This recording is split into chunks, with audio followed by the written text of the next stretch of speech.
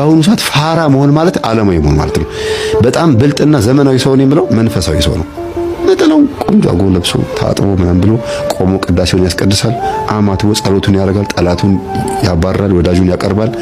ሰላም ደህና አደራችሁ እግዚአብሔር ይመስገን። በኩራት ይወጣል ይገባል፣ የሚፈራው ነገር የለም፣ በሰላም ይኖራል። በጣም ዘመናዊ ሰው ማለት እንደዚህ አይነት ሰው ነው። ሲጋራ እያጨሰ ጫት እየቃመ ወሬ ትስቱስ እያደረገ በዛ በዚህ እያደረገ እንደገና እየጠጣ ድራፍቱን እየገለበጠ ምን እያለ ዓለማዊ ኑሮ እየኖረ እየተሳቀቀ ኖሮ ዘመናዊ መሆን ይሄ መጨመላለቅ ነው። ዘመናዊነት አይባልም። ተስፋ ያለው መተማመን ያለው ኮንፊደንስ ያለው ላይፍ ደስ የሚለው ህይወት የትኛው ነው ከተባለ የእውነቴን ነው የምነግራችሁ፣ እግዚአብሔር እንዳዳነን እንደሚያድነን ለወደፊቱም ደግሞ ከኛ ጋር እንደሆነ መላእክቶቹም እንደሚጠብቁን እርግጠኛ ሆኖ መኖር ማለት ነው። ኮንፊደንስ ያለው ኑሮ በአስተማማኝ እጅ ላይ ነው፣ ዋስትና ላይ ነው ያላችሁት። ምንም የምትሰጉበት ነገር የለም።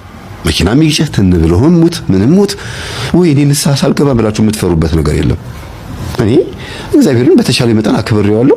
እሱ የፈቀደውን ከዚህ በኋላ ያድርግ ነው። በሽታም ይምጣ ምንም ይምጣ ደስ ብላችሁ ተቀበሉታላችሁ። አትደነግጡም፣ አትበረግጉም። ኑሮ የሚቃወስ ምንም ቦምብ ይፈንዳ ፈንጂም ይምጣ የትኛው መንግስት ምንቶ ይገልብጥ ምንም ያርግ ትንቢቱ እየተፈጸመ ነው። እግዚአብሔር ስራውን እየሰራ ነው። አለቀ።